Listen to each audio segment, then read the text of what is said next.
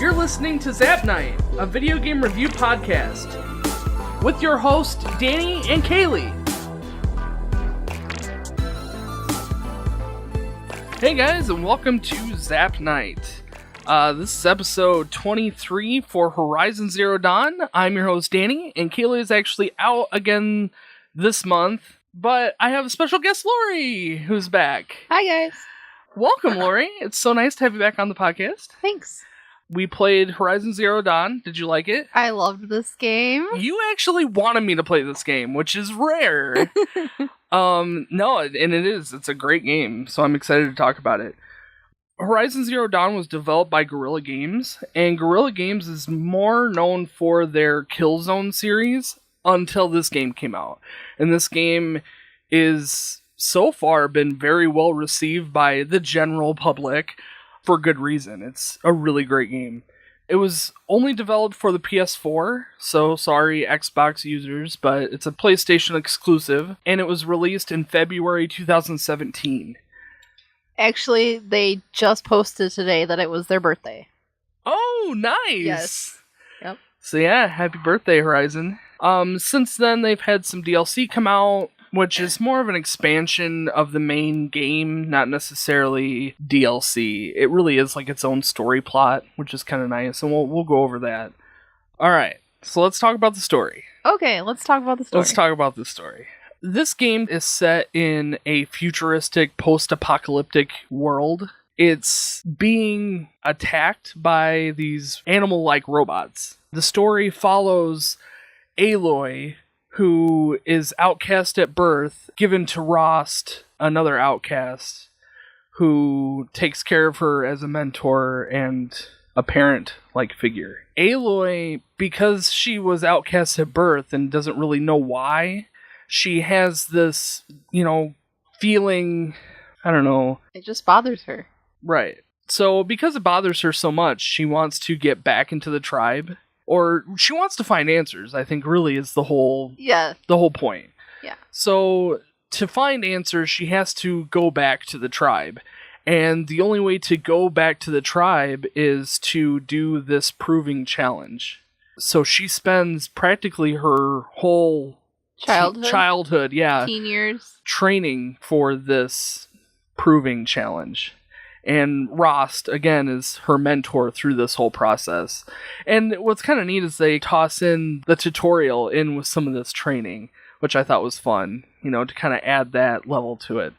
So, as a kid, she falls down this old world bunker, and it's actually a forbidden land for her tribe, the Nora, because they're not allowed to go into any areas of the old world. When she does this, there's no way to go back up, so she has no choice but to go through this cave to find her way back out. She stumbles upon a device, she calls it a focus. It gives her the ability to see machine tracks and just little signal type things, and she can collect data with this device and stuff like that too. So that's kind of her main way of communicating with the old world, if you will. It's like a mini AR device. Yeah, it really is. It would be like a cell phone is today, except it's miniature and connects right with your brain. There's a neat little cutscene, and she is an adult now, and she's ready for this proving challenge. And she goes to the tribe, and being an outcast, the tribe's not allowed to talk to her at all.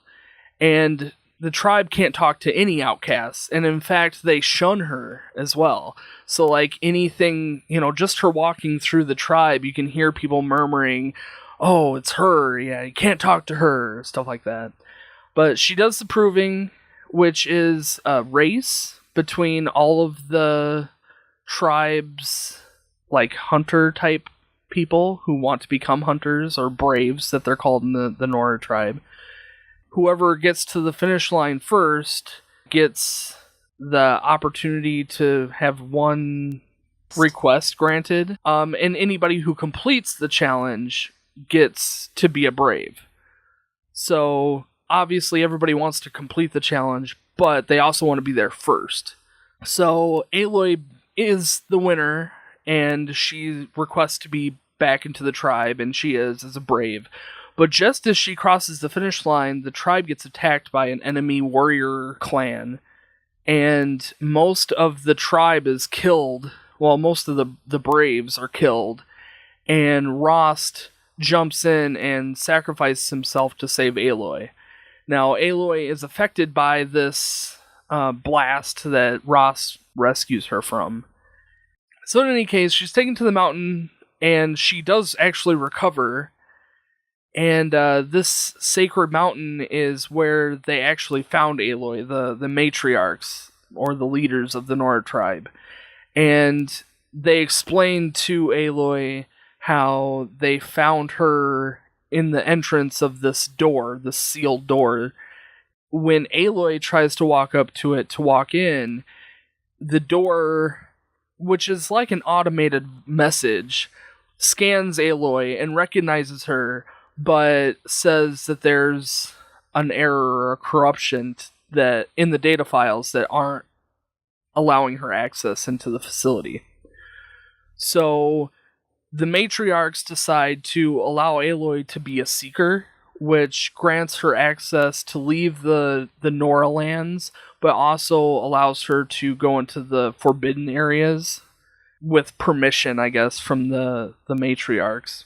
So her mission, being a seeker, is to figure out what this corruption is.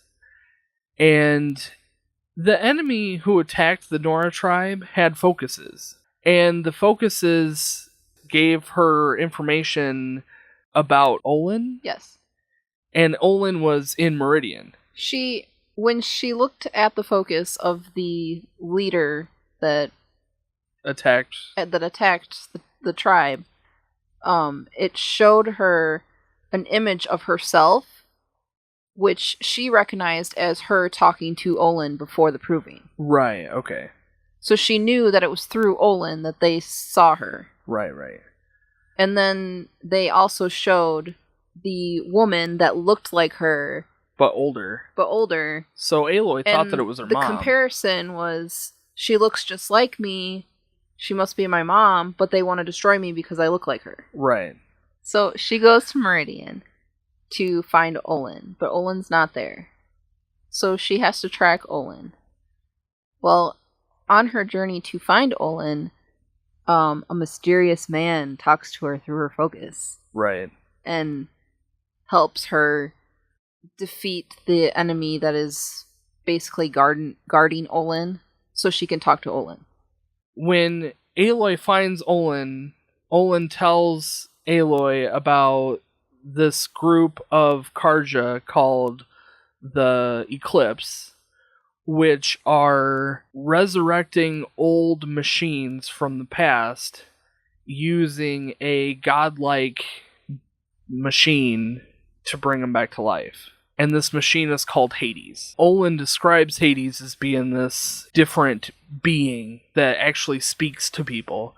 So Aloy is kind of on this quest now to figure out who Hades is and why Hades wants to destroy Aloy.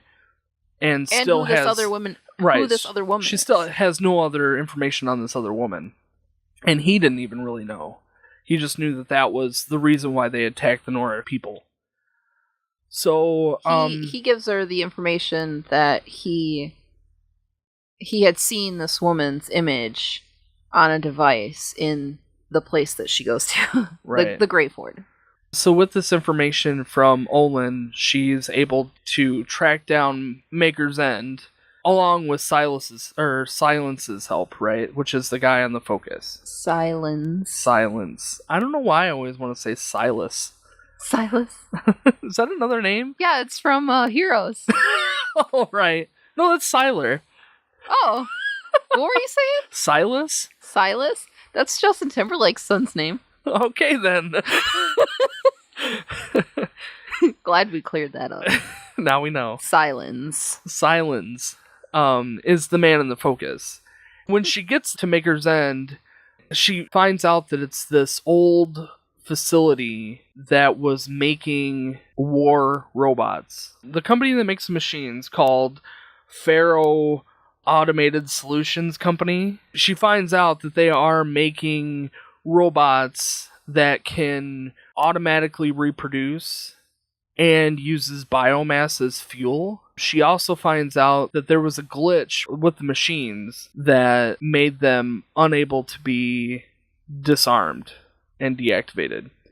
So they kind of run amok and started to reproduce by mass and just kept going. And this Pharaoh organization was unable to keep it under control.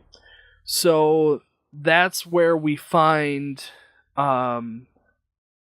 Elizabeth Sobek, who is talking to the lead of the Pharaoh company. And you can kind of this all kind of plays out in data transmissions at this base, this facility, and because Aloy can use her focus to scan points and get information out of these little points. And one of them, you actually see Dr. Sobek, who ends up being the person who she's looking for, the older Aloy-looking person.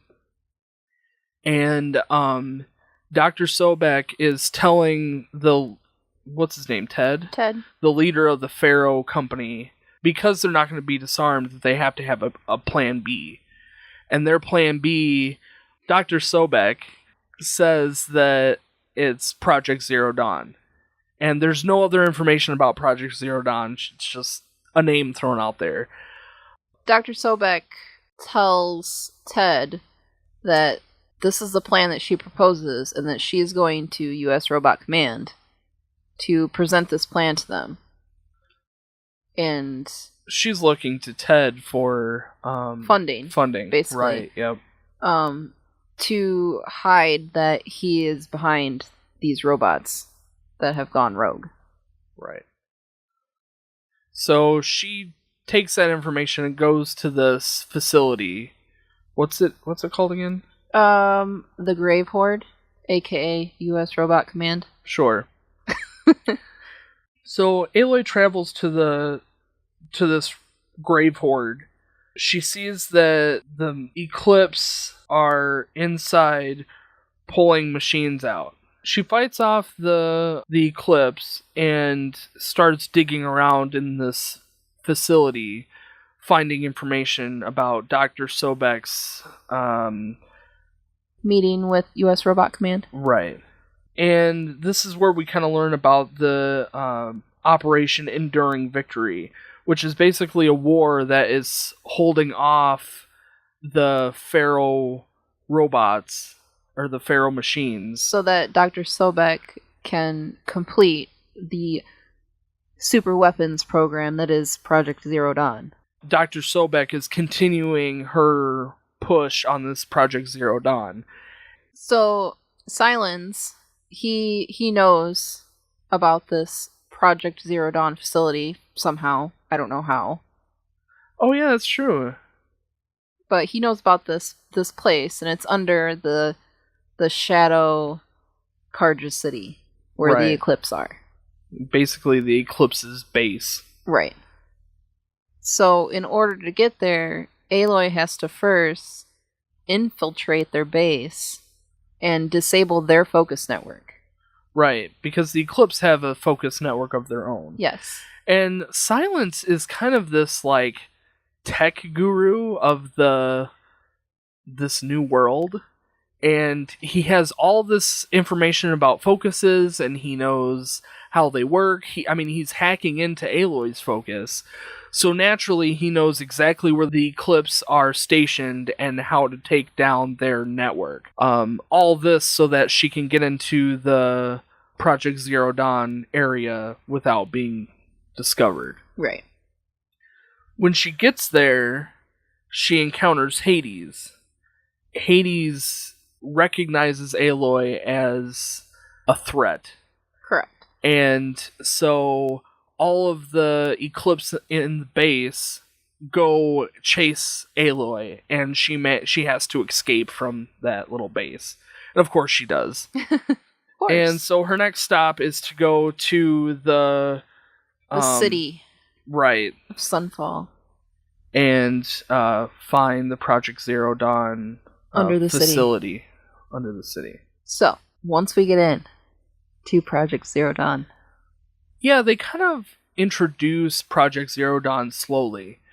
You get information about all these people who are showing up to work on this project, not really knowing what they're getting into. It's like a facility where they invited all these special people to, and they went through certain phases, certain rooms, and they learned about certain parts of Zero Dawn. So you're kind of learning along with how they would have. Right, exactly. Which is a very clever way to tell a story.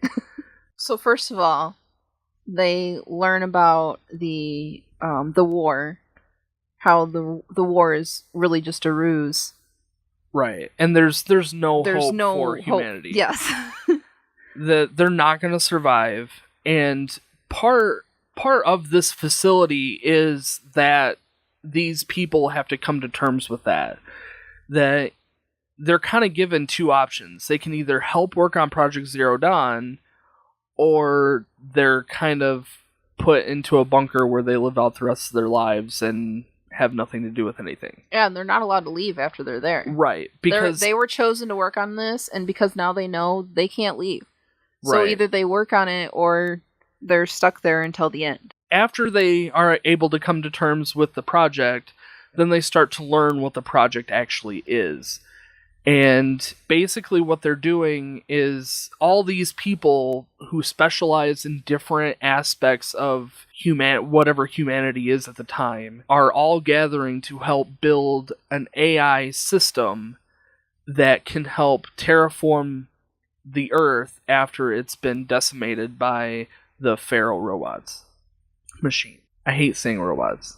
I don't know why. But that's what they call them. Do they the call Pharaoh them robots? Yeah. Yeah, I guess. They call, in Aloy's time, they call them machines, but in our time, I guess. Yeah. They're in Aloy's past. They refer to them as robots.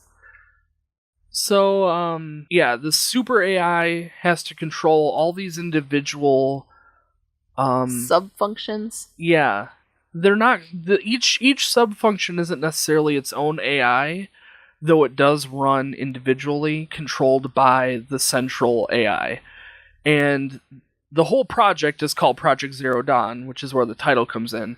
But it's also Gaia, who is the AI that controls all of it, which is fitting. The whole point of this facility is to gather all these people to help with all of these aspects. Not just, to help build the AI, but to help to build the robots that can provide the information to do all these separate functions that Gaia has to do. Right. So Gaia's focus as the AI is to be able to disarm the Pharaoh robots. And the only way to do that is to crack their backdoor code to be able to turn them off. And it's going to take some hundreds of years. Oh yeah, it was which is why humanity couldn't do it. Right. It wasn't for their time. It was something that could stay underground until Gaia had enough time to run this algorithm to disarm the robots. So her mission is to do that, which she puts up a beacon to disarm all the robots. With all the robots disarmed, she can activate each individual sub-function to do things to help terraform the Earth, such as plant wildlife plants.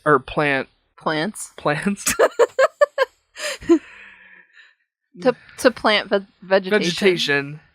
And release machines that are specifically built to, turn scrap into, usable material, or like the alligators that were cleaning the water. Right, yeah. So all of the machines in Aloy's time that are attacking her are actually part of this sub-function that is meant to terraform the Earth. And there's another sub-function that is meant to oversee, once the Earth is habitable, it is building clones of current people to repopulate the Earth. Is that about it that we learned at this area? Oh yeah, and you learn about Hades too. And a little bit about Hades. And what Hades is supposed to do. Hades is yet another sub-function that is specifically designed to re-decimate the Earth if Gaia gets out of control. So, again, it's a sub-function, so Gaia has control over it, but if the terraforming process fails, Hades can be activated to wipe out the current structure so that Gaia can start over again. So yeah, that's Project Zero Dawn. So now that Aloy knows all of this, she finds a file in Dr. Sobek's office of this place, which will allow her to get into the Nora Mountain. right, it's basically the data fix to yes. into the Nora Mountain that was previously sealed. And just as she finds this and downloads the data to her focus, she gets attacked by the eclipse. By the eclipse and captured. Dun, dun, dun, dun. She is confronted by Helis. You wake up in a cage In the Sun Ring. With all of your weapons removed and your focus armor, removed. Everything removed. And except your long johns. yeah, that's right. Actually, her outfit in that scene is kind of neat. Her long johns are really cool. Her long johns. That's what it reminds me of. Whenever they show her in bed, that's what she's wearing. Right. It's just the long johns. Yeah, that's true. Which is not very often. So Helis kind of explains what his motives are as leader of the Shadow Carja and the Eclipse. He's directly taking orders from Hades to help Hades in the process of, I guess, doing what Hades is built to do, to eliminate all life. But they don't know that. They don't. And I think Hades is planning it that way. Hades is planting it in their mind that they're trying to take over the Holy City again. Right. Which is Meridian. Right. Which Meridian just happens to be where the signal is. Yeah, the where spire. Gaia's signal is. That is... where Hades can transmit. Well, the spire is what Gaia built to deactivate the Pharaoh robots. Hades is using the information given to him by Silence. Hades is portraying himself as a god figure. Right. And that they're supposed to overtake the city of Meridian. And because Hades sees Aloy as a enemy to his mission, it's Helis' job to eliminate her. Destroy her. So she gets tossed into this ring, this battle arena that have a couple big enemy machines in it.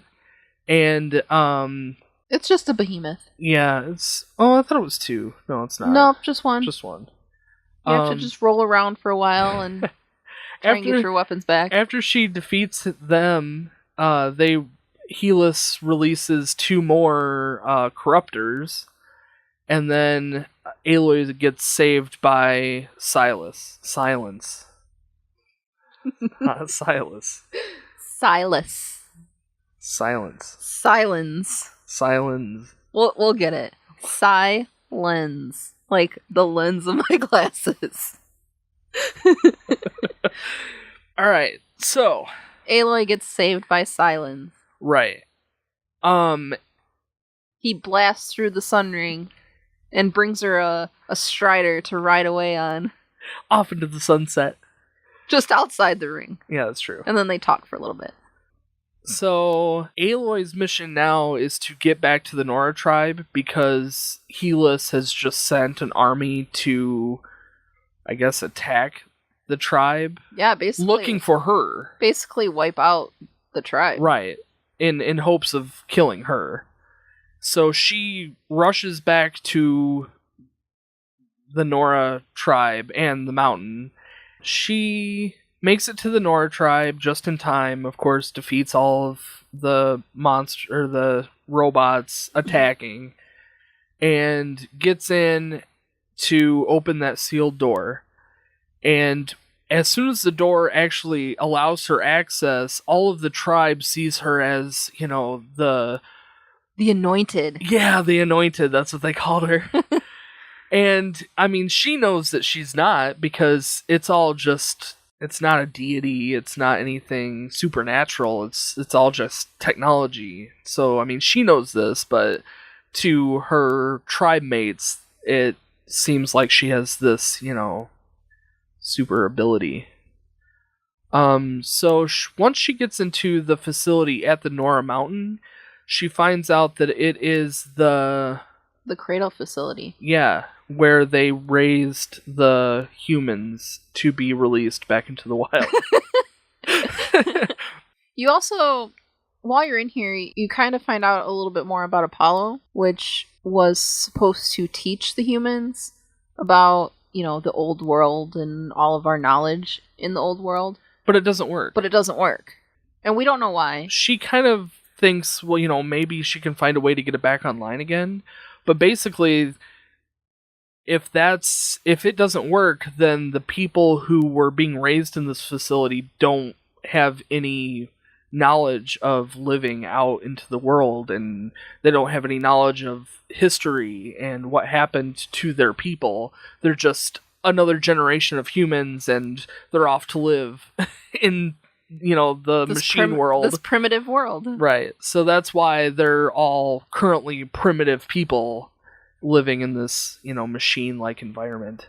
So she finds a message from Gaia. And it kind of brings the whole story back into a full circle.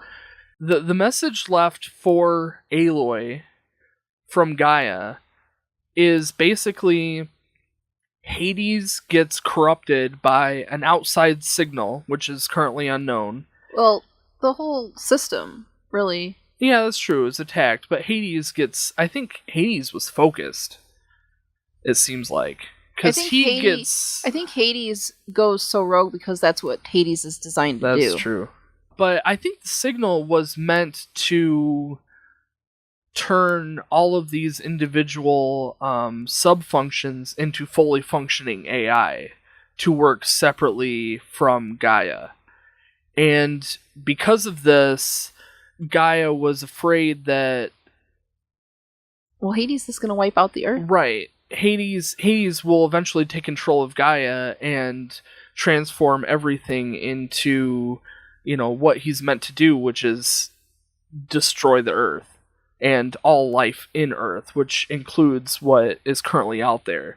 So, in hopes to stop Hades and to slow down the process, Gaia destroys herself, but not before she makes a clone of Dr. Sobek to allow this clone to have access to all of the facilities to be able to gain the information to stop Hades and essentially saving the world. Gaia gives Aloy one last bit of information, which is to get the Master Override device to stop Hades. And the Master Override device is in Gaia Prime.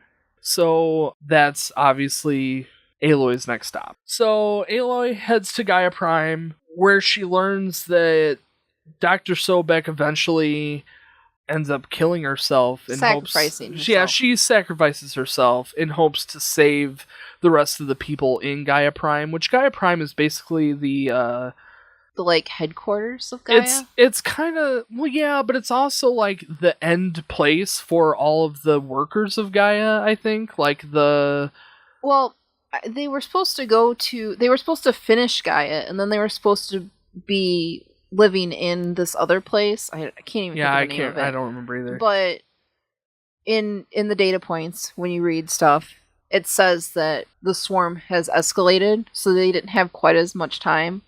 So they weren't able to go to this other place to be with their families. They had to stay there.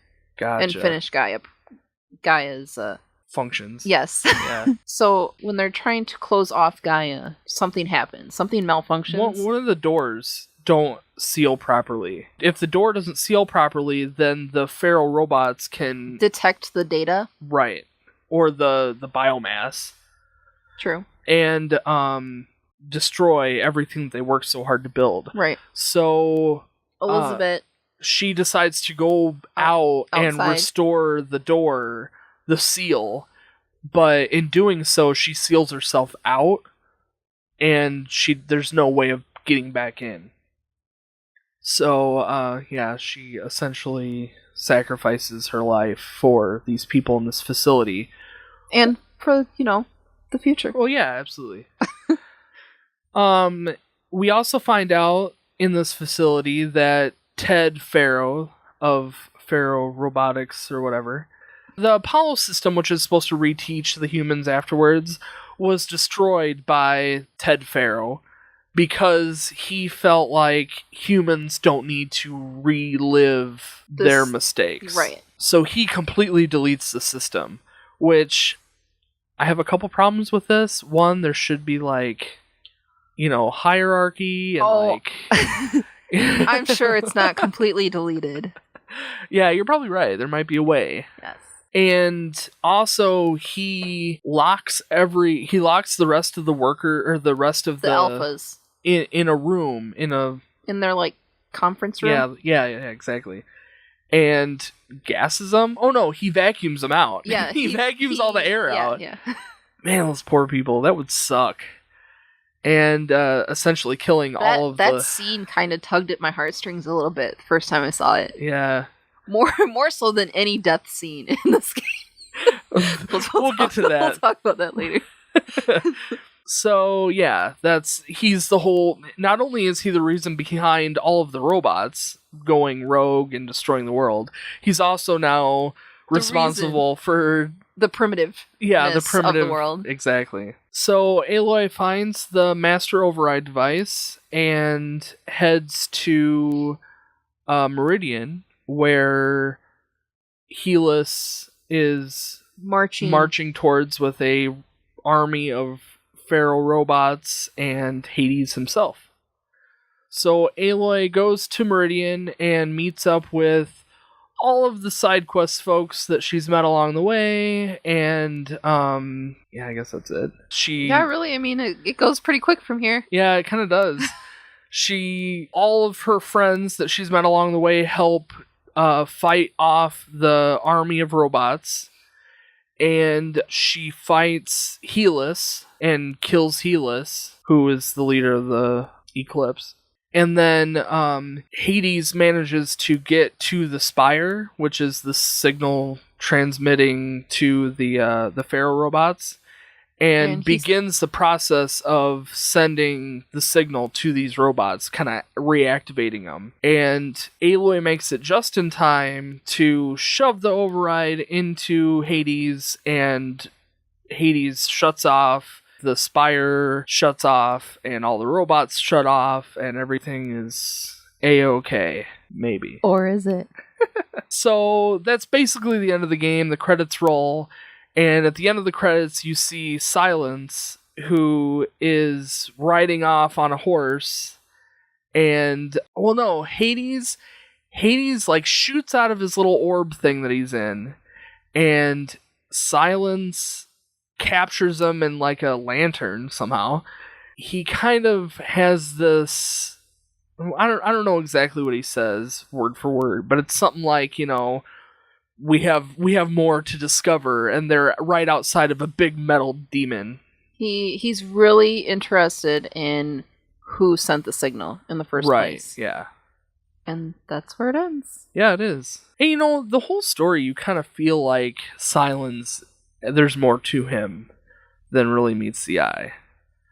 You do find out that he is the one who discovered Hades and originally started talking to Hades. He also introduced Hades to Helus. He's the one that started the eclipse, right? Yeah, I think he is. Yeah. Something like that. He's directly involved with the eclipse in some way. But I can't remember what happened, but for some reason he was called a traitor or something, and was, I don't know, cast out. I don't know. There's more story to that. There's definitely more to Silence, but I mean that's the focus of the game. That's that's the story of the game. So, we made it. So I know that we finished the story, but we'll kind of talk about some of the things that we liked and disliked about the story. Overall, I really enjoyed the story. I thought it was really awesome. I liked the concept of it's a primitive-like game, but it has all of these technological, advanced civilization like undertones, and it just appeals to me in so many ways. I don't know. It's just dude, it's neat. because you're a computer guy. That's probably true, yeah. But I thought it was really cool. A lot of the stuff, the technology that the old ones, I say in quotes, they were working on, I can see the progression of technology today heading that way.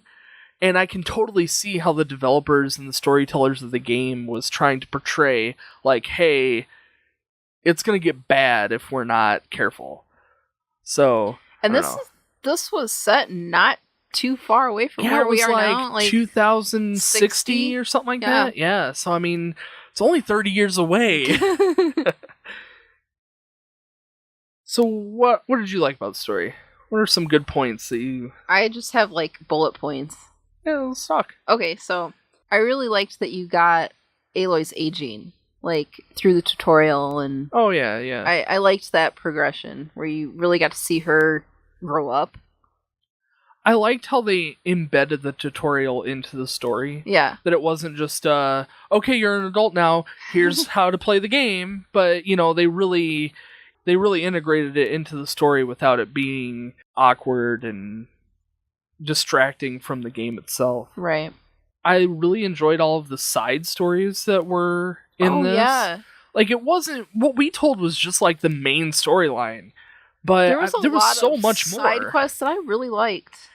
The whole story of Rost and why he was outcast. And, yeah, and you had to, like, dig for that. You did, yeah. Yeah, you really did. You had the story with, what's his name? Ian? Or, Aaron! Aaron, yes, Aaron. Yeah, well, part of this... they had, like, this main quest, but then they had, like, sub-main quests. Yeah. So, I mean, you had to deal with, your tribe. And you had to deal with, like... Aaron's sister before actually finishing your game. Right, yeah. And then you had your favorite character. Nil. He was just my buddy. Yeah, he was. My bandit camp buddy. And the first time through, I remember you were like, why is he showing up? Like, after you beat all the bandit camps, he's like, good job, we really did this together. And you were like he only helped me with one. Like, you were not there for the rest of the time. And then you had him in your game for, like, 3 of them. Yeah, 2, at least 2, but like, yeah. I have no idea. And I looked it up later, and he is at 3. I just must have missed him. Yeah. If you don't activate him before you go in to the bandit camp, he's, like, then he somewhere around up. The area, and you have to activate him, but... Yeah. And another really cool thing about the story is that there's room to expand. Like, there's so much more to the story than just what they've told in this game. So I can easily see future games, you know, developing out of this storyline. You know, even if it's not just Aloy, even if we go somewhere else in the world and we have to deal with something else going on, you know, elsewhere. And what I thought was cool is that this is set in an actual, like, area in the United States. Like, real world. Yeah, there's a bunch of real world locations in the game. Red Rocks. Yeah, it's basically like the Denver area. Like Colorado and... But then it also expands out into Utah, and then it goes as far north as Yellowstone. Yes, but that's later. That is later. We'll talk about it, but the map really does, that whole area... Utah, Colorado, Wyoming, that area of the world, which is really cool to be able to see some of these landmarks. Like, you know, you walk through Colorado Springs and they have, you know, statues that are real world statues in Colorado Springs. And I don't know. That was It was cool. Can I talk about that in gameplay? The Yeah. vantages? Yeah, we can talk about I really liked that they put those in there and you could see like what they looked like before. Yeah. For some reason, I kind of expected that to be an actual picture of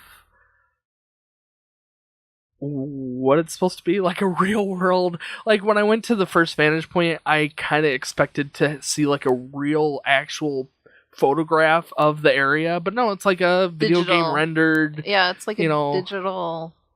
I don't know. It's video game rendered picture essentially. I mean, for some reason in my head, I just envisioned like a real picture that shows up, but it wasn't. And another thing that I really liked and disliked yeah, was all the data points. All the extra information that it gave you. However, you had to go and read it all. Most of it. Like there was some data points that they vocalized what, it was an audio data point, so you could listen to it as you were roaming around. Yes, but there was more information for in there. Each one. Yes, like you could listen to the clip, but then if you opened it, there was like a lot more in the data point for you to read. And I'm sure I definitely didn't read any of it. But I'm sure if you were to read a lot of it, you would get so much more information about the history and who each one of these people that worked on Gaia is, part of, and what they do, and they had information on all those people, like bios and So it's cool that they have all that. It's very deep, but it sucks that you have to read it. Yeah. It sucks that you have to read it. It sucks that a lot of them are so hidden.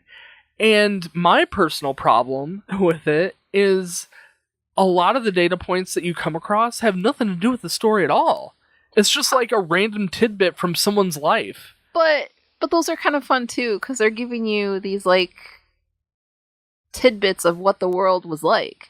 I mean, you've got like the pizza delivery bot. Yeah, It's I see. So they're trying to give you.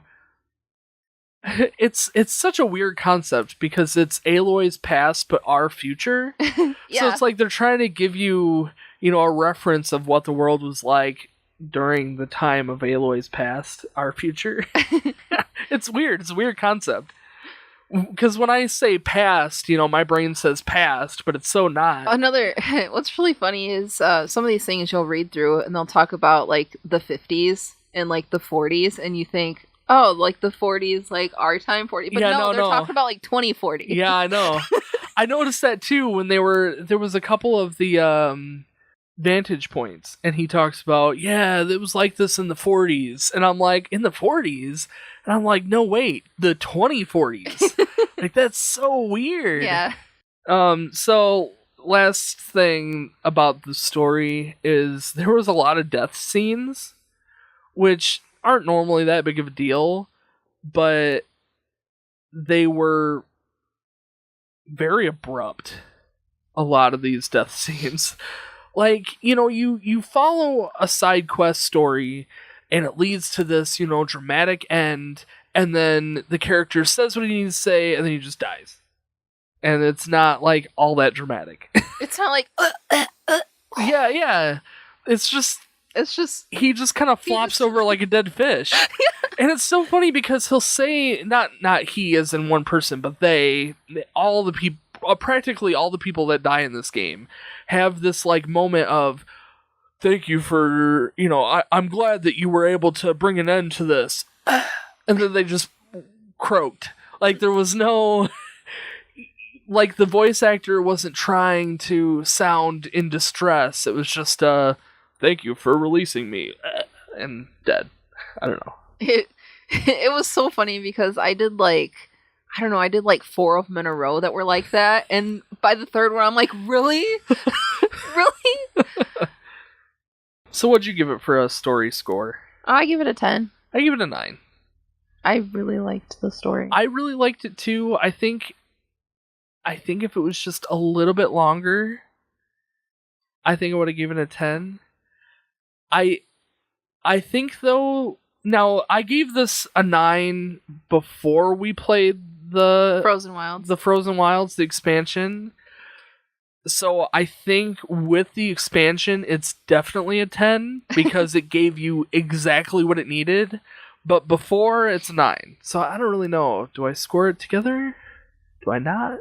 Do I leave it as it is? Do I add the extra point? I don't know. It's up to you. I know it is. I'm going to leave it as a 9. I think it's okay. It's a great story, great concept. I felt like it was enough. And I didn't like the ending. I wasn't a fan of the ending. Oh, yeah.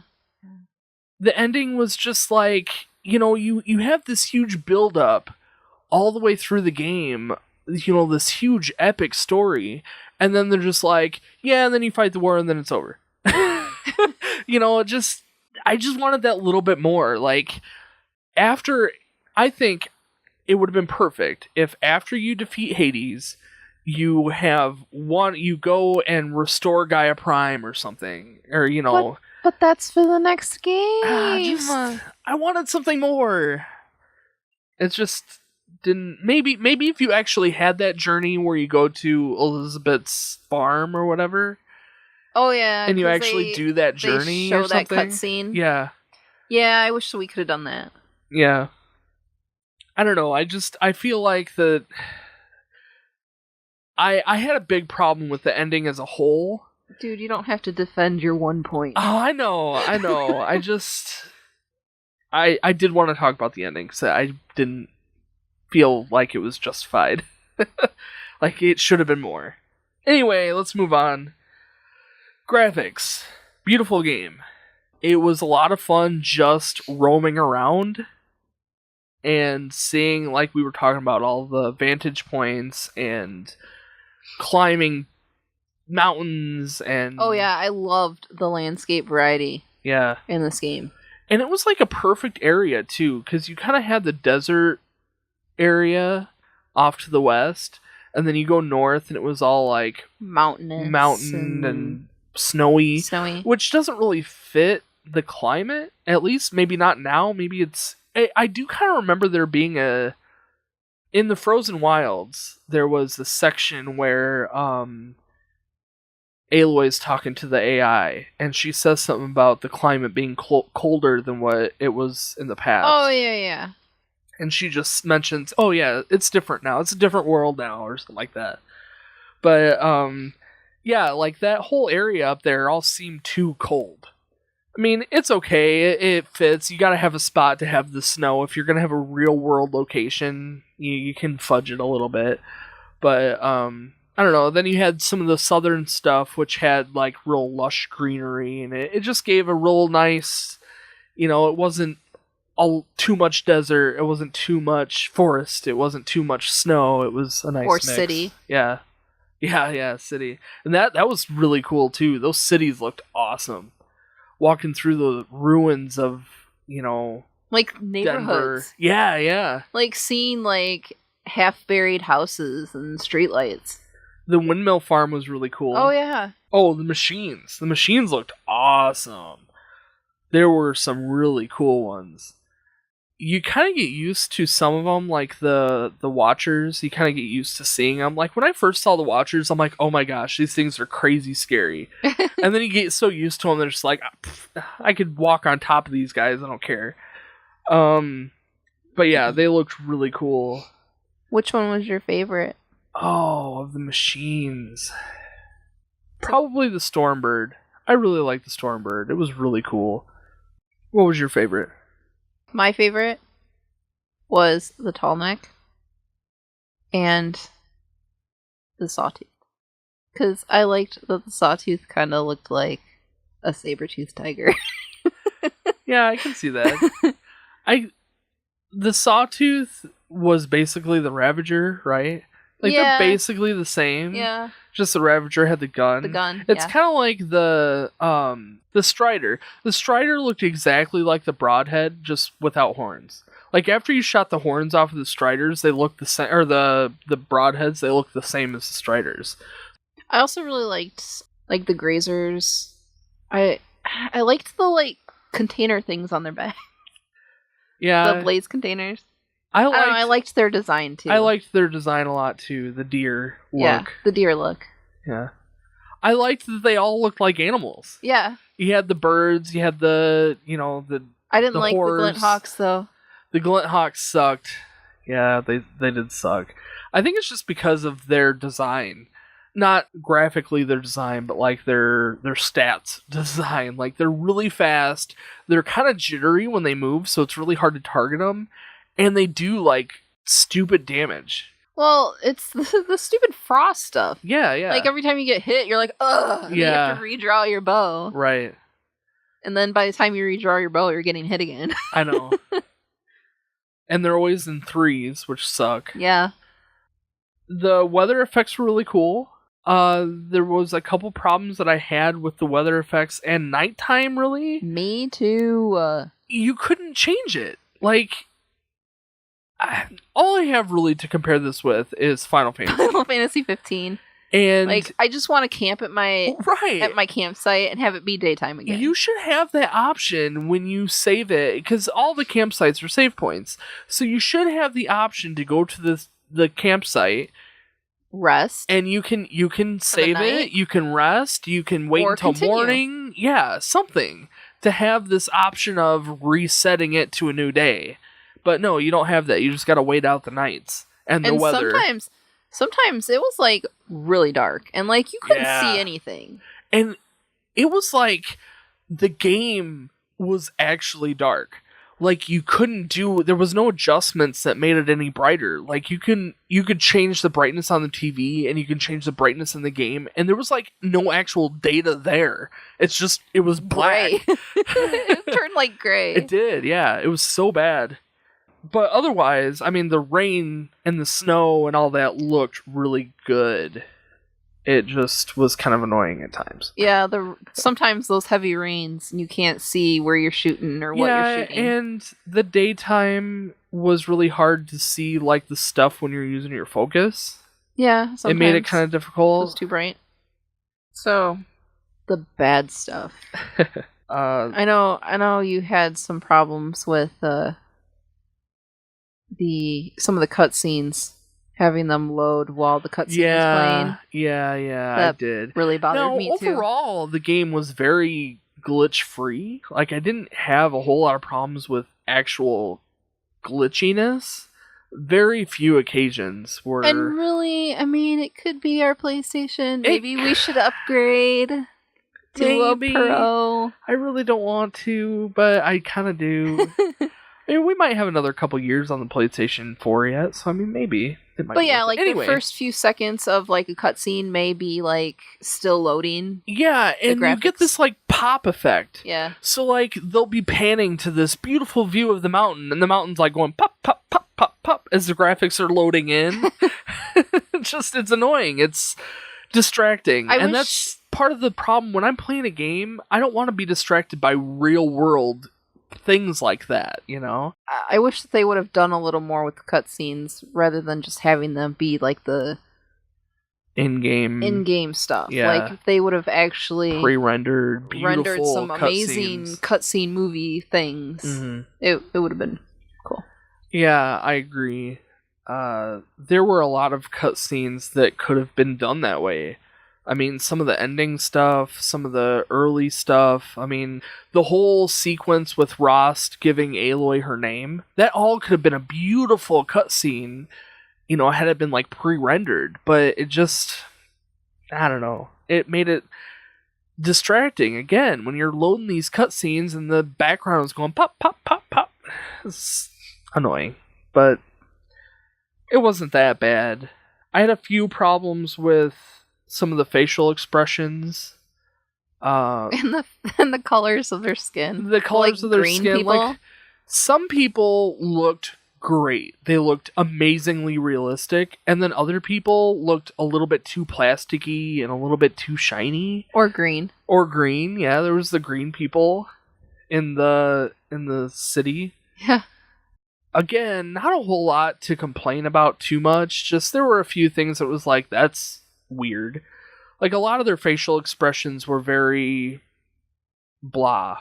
Like, they weren't They didn't show any excitement. They didn't show any sadness. It just was, they just spoke.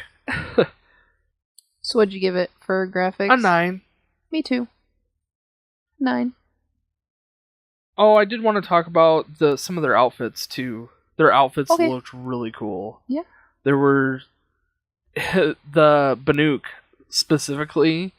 Ugh. The skin thing is weird. It is so But aside weird. from that, their outfits just look cool. Why? What possessed them to one day weave this machine stuff through their body? It was only the what were they called? The shamans? Yeah, the shamans. They were the only ones that did that. Which again, Silence had those. So he was a shaman at one point. He was a Banuk shaman. Mm-hmm. But yeah, I liked the Banuk. The Banuk as a whole, I liked all of them. They were cool. Their headdresses were insane. That guy who drank the machine blood, he was a headdress. He was a talking headdress. It was crazy. So let's go ahead and move on to gameplay. Overall, it was a lot of fun to play. My first playthrough, because I played through it once by myself and you played through it once by yourself, and then you played it again by yourself. I played it halfway, and then we both played it together all the way through. Well, we bought the complete, right, and then we both kind of played the complete one. Right. And now I'm playing again. I think Lori might like this game. A little bit. I haven't played a lot of this type of game, and for me, it the controls were really easy. It was easy to control, the shooting and. Well, for me, the first time playing it through, I just liked running around and killing machines. That's all I wanted to do was run around and kill machines. I think I spent almost a whole week doing that alone, just running around and killing machines. You're I gotta get the hang of this bow. I'm Danny, it's not that hard. Yeah, you just wanted to kill machines, right? No, there was a bit of a learning curve to using the bow, at least for me. Because when I first started, I'm used to controlling the camera a certain way, and the bow, it's different. You control Aloy, not the camera. So it took some time for my brain to get used to that transition, but once I got it, it was fine. I like the variety of weapons. That was a lot of fun. You could really change things up and, have some strategy to each fight. It got more fun after you got your weapons from the Frozen Wilds, too. Yeah, totally. Because there were some cool ones in the Frozen Wilds. And we have plans to go over the Frozen Wilds in more detail soon. So, no, it's fine. The machines, it was a lot of fun to override them. And even that sequence of overriding the machines was very satisfying. It's this data upload that happens, and then the machine starts to break apart and then get infected and corrupted or something. I don't know what word you want to use, but as they slowly get overridden by Aloy, its veins start popping out and all of these machine parts pop off, and it's this cool sequence. There was a lot of things to find and do in this game too. I enjoyed all this. I know we've already said this, but I enjoyed all the different side quests. My problem, I liked the side quests, but a lot of them were the same thing. They were repetitive, yeah. It was okay, now you gotta go over here and follow the tracks to find this person. Oh, look, there's more Glinthawks. And then you gotta follow the tracks. After you defeat them, you gotta follow the tracks to another spot. Oh, look, it's another Glinthawk. It was almost always Glinthawks. It was. It was such a pain. But no, you're right. There were a lot of cool side quests, and some of them were a little more unique. And with the collectibles too, finding all the little Banuk figures and the coffee cups. Coffee cups. That the guy thought they were shaving vessels or something. Yeah. It was fun. A ritual to shave your face. And old watches, you could sell old watches for a ton of money. I don't know, it was fun. But they weren't called watches. They were called like ancient bracelets or something. Yeah. I don't know. Yeah. Just it's fun to see these, little things from our world that's integrated into this, game. Another thing I really liked was the camera mode. I had fun with that. Yeah, I've noticed. You should post some on Zap Night. Okay. They're fun. Yeah. They look really cool. What I like about them is that you can not only can you change like the poses, but you can change like the lighting and you can change the time of day. Can it change weather too? No. Oh, that would be awesome. But yeah, I mean, just to be able to change some of your focus, it's crazy. Some of the stuff that you can manipulate in the picture mode.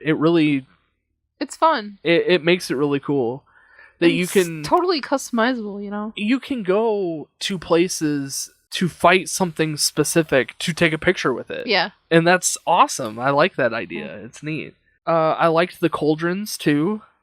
That was a lot of fun. It was such a different world going into the cauldrons. Basically, the cauldrons were where the machines were being built, and they were like these little cave bunker places that you explore.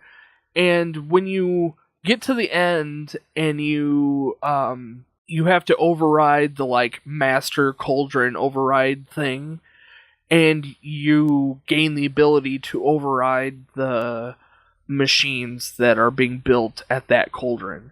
So, for example, if you go to the first cauldron, you override the main override device in the cauldron, and then you can now override, sawtooths or whatever that cauldron makes. So, it's just what made it neat was it's such a drastic difference from the wilderness that you're normally in to go into this like highly technical yeah area, like the inside of a computer. Yeah, it was just neat to be in this like factory. You got machine parts flying around you, and it's such a different environment to the rest of the game.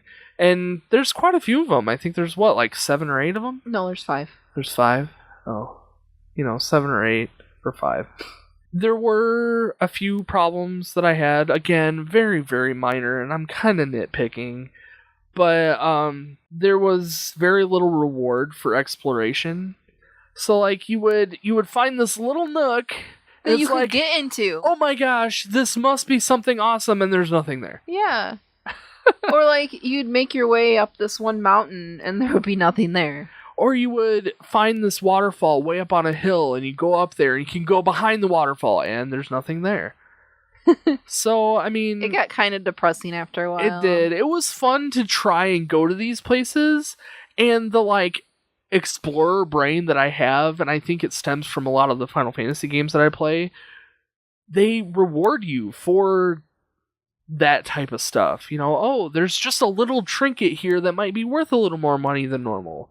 Just something. Just a little something would have been awesome. I would have gone all the way up a hill and behind a waterfall to find... A rock? No. No, but to find, like, a medicine plant that is, like, 50% of a medicine pouch or something. Yeah. Just something a little more unique than nothing. But, again, the world looked amazing, so it kind of made up for it. I had a big problem with the, like, potions and traps, like, menu thing. Oh, yeah, that was kind of difficult. Like, you'd be on, like, your fire potion, say I need a health potion, and I have to click over, like, 5 times to get to it. And my hand is otherwise being used to fight this machine. Like, I don't have a third hand to scroll on my potions menu. Yeah. I had a problem with the colors, too. Yeah. A lot of the colors were very similar. So, like, you want to use... The electric and the frost were both blue. Right. And the fire and extra boost potion was both yellow. Right. And then the 2 green ones, too. The corruption and shock? Shock was blue. Oh. I think there's only one green one. I could have swore there was another green one. No. It doesn't matter. But still, I mean, there was a few of them that were very similar color.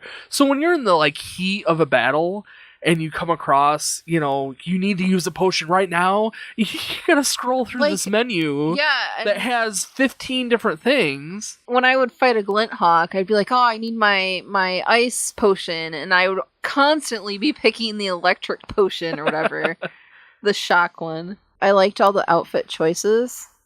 However, the modifications that they gave you for your outfits, it didn't really make a difference. And really, the outfits themselves didn't really make a difference. They didn't, and they all looked so much alike. They looked cool. Like, the series all looked so much alike. So, you could buy one of the, Karja series, and they all kind of looked the same. I just didn't like that there was no, real incentive for buying a different outfit because they really didn't have that much of an effect on you to help you with anything. And once you get the outfit with the super armor, yeah, the that's armor, all you're gonna wear. There's no point. There's no point in having anything else. So my last thing for gameplay before, unless there's something else that you want to talk about, is the ending. Again, going back to the ending, I just had a problem with this ending. Not only with the story, but the final fight was boring. It was another Deathbringer. You had already fought, 2 or 3 of them before that. And it just was nothing special. It was maybe a little bit harder than the other Deathbringers that you fought before. We're talking, the top of where the spire is. Yeah, the final boss. Yeah, and they threw in the extra corrupted machines, but you didn't even have to fight those because everybody else took care of those. Yeah. So you just had to avoid them. I think my biggest problem was that it was just another Deathbringer. Yeah, it should have been something else. It should have been something unique. Yeah. It really should have. If it was something unique, it would have been so much cooler. Or a hybrid of something that was already there. I don't know, a super Deathbringer with corruption claws. I don't know, just something crazy. It needed to be something more extravagant than just a regular Deathbringer. Yeah. It made it anticlimactic. And then you fight it, and then all you have to do is walk over to Hades and activate the cutscene. There is no fighting Hades or beating Hades down. It's just you walk up there and the cutscene starts and she jabs the thing into his eyeball or whatever, and that's it. It's over. It just, it was sad. Still though, I gave it a 9 out of 10. Yeah, I gave it a 9 out of 10 too. Again, after playing it so many times, and we've played it a lot in the past month, you start to kind of nitpick a few of these things. And, really, the gameplay as a whole was awesome. Just a few of these little things, if it was tweaked a little bit, I think it would have made a big difference. Specifically in the ending, for me. I think my score was fair. Sure, absolutely. So, music. And this also goes for sound effects and voice acting as well. Voice acting was good 80% of the time, and then the other 85. 20% was not that great. There was a couple people that sounded kind of ridiculous. Jackie Chan. If you played the game, you know who I'm talking about, Jackie Chan. Because he's kind of awesome. I swear it's Jackie Chan too. I should have looked in the credits, but I swear it looks and sounds just like him. But yeah, most of the voice acting was really, really well done. Most of the main quest people and Aloy, great voice actors.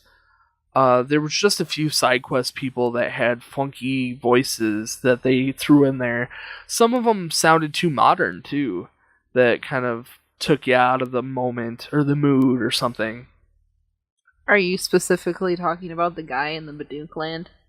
I think so, yeah. He was like, "Hey, bro, what's up?" No. Surf's up, dude.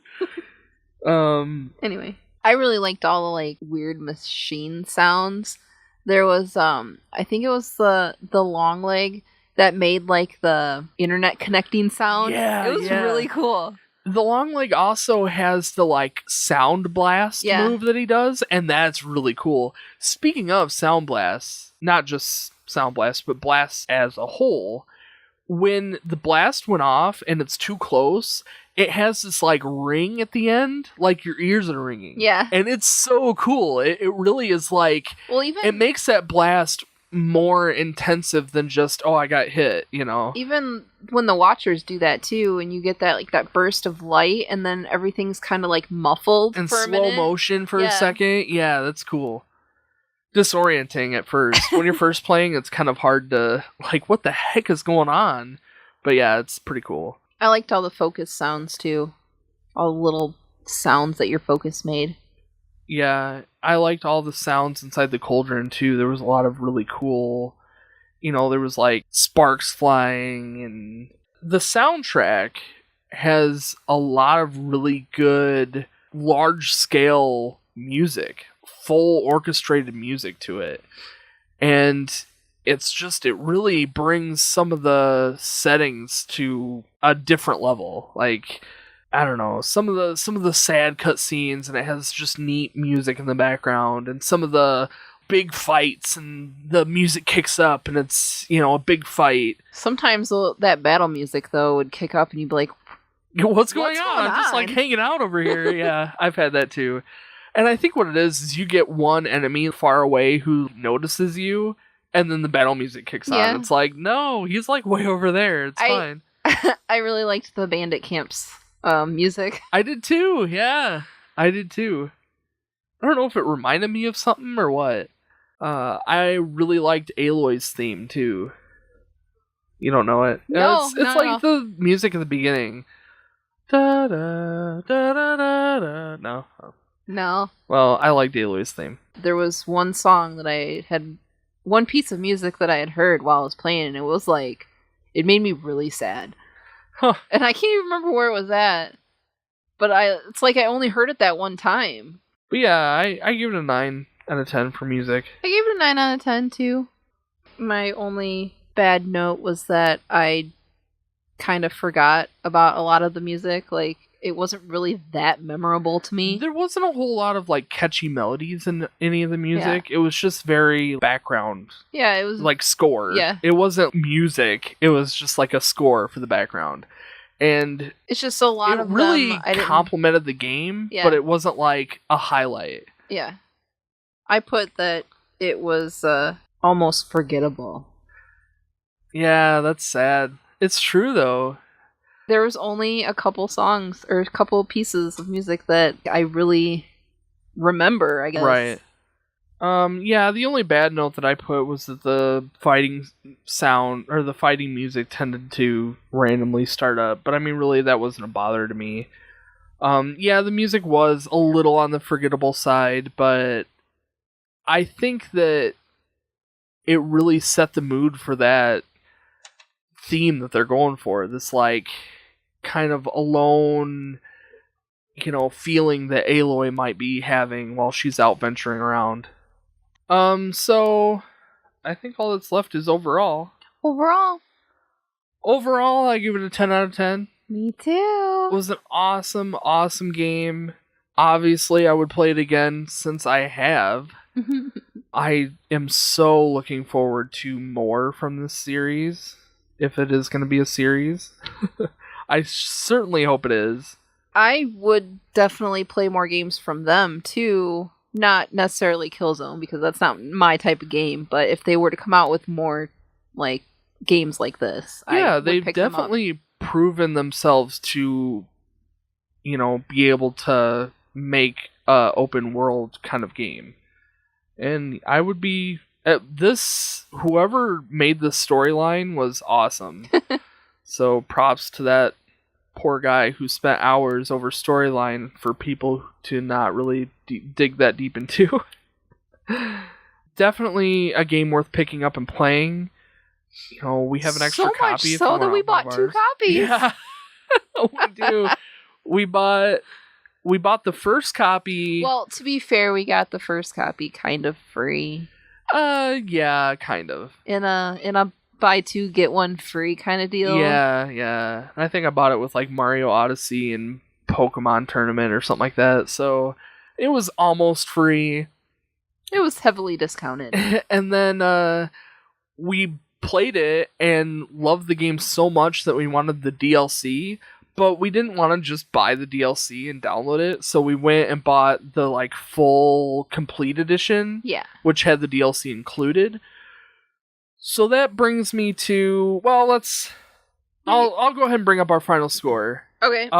So for me, it was a 46 out of 50. 47. 47, that's a 93 out of 100. So that's a solid A. That's one of the higher scores that we've ever given it. So that's pretty awesome. Well, it's a pretty awesome game. It is a pretty awesome game. Yeah, absolutely. So instead of playing a thrift shop game this time, we are going to talk about the expansion since we bought it and played it all the way through. The expansion is called The Frozen Wilds, and it is a sub-story, kind of side quest story from the main game that can kind of be played anytime you make it up that way, but the level difficulty is in like it's like 30. Much higher. Well, it starts off like in the 30s, doesn't it? I think your initial like quest recommendation is level 30. Yeah. But some of those enemies are really high. They're really hard too. Yeah. Those frost claws are really difficult. Not as difficult as the Scorchers. That's true. Yeah, the Scorchers are really bad. And that's like the first new enemy that you come in contact with. Yeah, like before you even get there. Yeah, which is what's cool about the Frozen Wilds expansion pack is that you get a handful of new enemies. Yeah. And that alone makes it worth, just to... Like, new enemies and a new, like, concept aside from, like, the corruption. Right. Yeah, because they had the demonic, yeah, demented.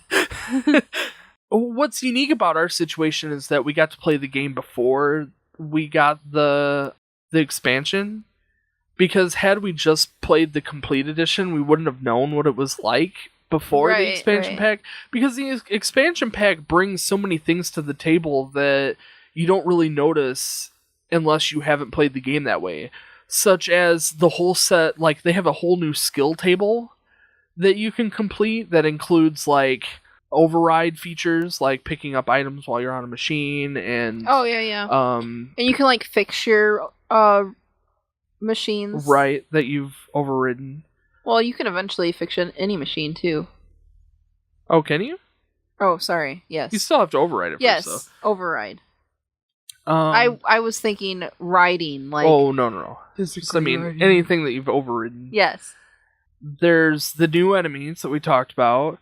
There's a handful... There's like another set of new weapons that you can acquire. Your spear modification? Yeah, spear modification. That's fun.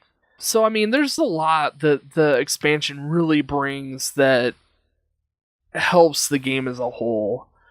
I kind of feel like some of the things were tweaked in the complete edition, like scaling mountains isn't quite as easy anymore. Right. Randomly climbing the boundaries of the game. Yeah. Not that that's at all necessary. However, I think that like actual climbing features, like when you have to actually climb. Oh yeah, the yellow. I swear they had to have cleaned that up a little bit from it was really the first bad time we before. played. Yeah, the first time we played, or maybe it was we really... were just way better, but I it don't seemed think so. So much cleaner when we played it with the complete edition. I had times when we were playing it the first time through that I was like climbing up those yellow things, and she would be shimming to the left when I'm holding up, and it just controls that were messed up that just didn't make any sense. And yeah, some of that was a little bit easier, I think, with the expansion. But the story was part of the big... the story and the extra map. So, like, the extra map was basically Yellowstone in the real world. And they call it the Cut in the game. It's just, like, all frozen wilds. It's all just a big snowy area, but they have cool features like... The snow is so deep that you're actually making trails through the snow. Yeah, and you can, like, slide in the snow and make this big line. Or if you get attacked in the snow, you got this big splodge in the snow where it was perfect, and now it's like, I don't know. It's just fun. The story kind of revolves around this demon mountain that the Banuk are trying to fight. Thunder's drum. Yeah. And basically it's corrupting, turning all of the local machines into demonic machines, which are basically just a little bit harder than regular machines. Is it like putting the control towers out there? I don't really know. Where did the control towers come into play? I don't really know. Like, they just there? They're just there, yeah. And the control towers is a new feature in this expansion too that is different than the rest of the game. It's only in the Frozen Wilds area, and they send out this big signal that repairs demonic machines, but it also hurts your super armor. Yeah, your power armor, which is weird. And it affects your overrides too. Like if you're riding they a get Strider, hurt, don't they get electrocuted and can't move. Yeah. So usually in zones where those towers are, you have to disable the tower first before you can even fight anything in the area, because it doesn't do any good. They just heal themselves, which sometimes can be difficult. You can either override the tower and it sends out a signal for you and heals you and your... And it electrocutes everybody else. Right. Or you can destroy the tower. And I think I usually overrode most of the ones that I came across. Yeah, I tried to too. Yeah, the story kind of revolves around the Banuk tribe. And they are going to this volcano to fight the demon. The daemon. The daemon. The daemon. But something happens and they all get massacred or something? Yeah, they do, and only a few of them survive. So the few that survive come back, and Aloy comes across them right after they got back or whatever, and they're planning on going back out. Well, their shaman for this tribe, this group, has disappeared. So you kind of go out to find this shaman to figure out what's going on. And when you make it to the shaman, you find another facility that used to be part of an AI program. And you get there, and the shaman is trying to summon the AI back to life. And you are able to take control over the facility for a moment, just enough for the AI to come back and relay a message of, a distress message, to help rescue her and stop the daemon. It's a demon, whatever. I know, they call it a daemon, but it's a demon. Yeah. What does it matter? So, the shaman, I don't remember her name. What's her name? Aurea. Aurea. She commissions you to become the tribe leader so that Aloy can lead the group to Thunder's Drum to actually fight the demon. To take her, because... To take her with, right, because her brother is the current leader, tribe leader. And he won't let her go. Right. To save her. But she really wants to go because she sees this AI as a goddess, right, and wants to rescue her. So Aloy has to go and do 2 side missions before you can continue, which you gotta prove that you're chief worthy. So basically you have to either... Chieftain. That's the word. Yeah. You either have to take on the hunting grounds, or resurrect the tall neck. Yep. Clear the bandit camp. Yep. Or collect all the pigments for the painter. Yep. So 2 of those, obviously we did all of them eventually. Of course. And then you can challenge the chieftain. Right. Challenging the chieftain was kind of similar to the proving. Kind of similar. Where you were on a time limit where you had to complete certain tasks within that time limit. Well, you were on a time limit. Whereas in the proving, you weren't on time limit. That's true, yeah. That's true. But yeah. So yeah, you're basically... It's very similar to the The hunting grounds? The hunting grounds, where you have a time limit to complete a task, and Right. then you move on to another task Right. with another time limit. And when you make it to the last challenge, some demonic machines show up. Is it a Frostclaw? I think it's three Three Frostclaws show up. Yeah, and you have to fight the Frostclaws with the current chieftain. Right. But you really take them down. Yeah, after you kill them, the chieftain's like, "No, Aloy, you beat them, so you're the chief now." Yeah. So basically proving that she is worthy of the title or whatever. So she assembles the old chieftain. What was his name? You remember his name? I don't remember his name. It's okay. And Araya. And they travel straight to Thunder's Drum, which is yet another facility of the old world. Right. And what it is, it's a facility that... It's called Firebreak, I believe. Yeah. And it's a thermal plant converting volcanic energy. Yeah, into electricity. And you find out, I don't remember how all the sequences go, but you find out that the AI that Araya is trying to save is part of what runs this facility. And named Cyan. Oh yeah, she is named Cyan. I thought it was a cute name. Yeah. She's being controlled by Hephaestus, the part of Gaia that builds machines. And Hephaestus is taking control over Cyan to build these new powerful demon machines. Very powerful. And these machines are specifically built to kill humans. Hephaestus was building these robots to help clean the land and cleanse the earth. And to be able to build whatever it needs to achieve this goal. And with the primitive tribes hunting them, now the people are now a threat to these machines. Right. So they're building more powerful machines to fight kill the humans. Right. So obviously this isn't ideal. So in order to save Cyan, Aloy and her friends go to the cauldron that is making these machines and fight Firebear or what was it? Fireclaw. Fireclaws and Frostclaws. The Fireclaw to be able to disarm the cauldron and essentially to give Cyan a chance to stop the attack.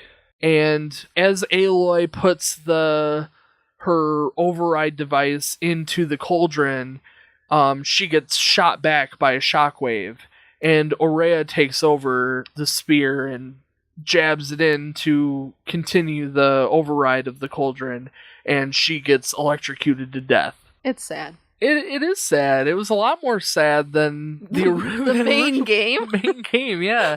And that Fireclaw fight was so much more awesome than the stinking end fight. That ending was a little more epic than the It totally was. Ending. It totally was. And there was no amount of preparation you could do that really helped you. I mean, we went into it, I don't remember what our game mode was. It was probably normal. And we were at level 60, which is the current level cap. And it still was really hard. Like, it took forever to take down this one Fireclaw. And I don't know, it was way more awesome than... Way more of a challenge. Yeah, exactly. So, after Araya dies... You return to the first facility where you can talk to Cyan, and she tells you a whole bunch of stuff. She gives you insight on more of the old world. Yeah. Because she still has data from the old world. And she gives you an idea of how she was built, basically built to run that facility, but she had to be shut down while the Pharaoh robots were taking over and killing everything.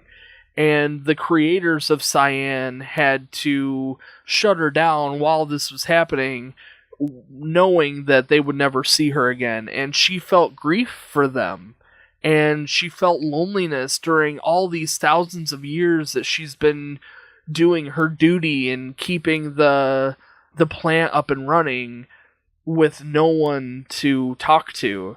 And so when Araya showed up, even though Araya saw Cyan as a deity, the AI was still just comforted in having a companion. And, you know, it was just a neat overall story. Yeah. You know, it really complemented the main game with the whole AI thing. And, like you were saying, she has more information, not on just the Frozen Wilds universe area, but the whole game. Yeah. You could talk to her about, you know, Gaia and what she knows about Gaia, which was very little.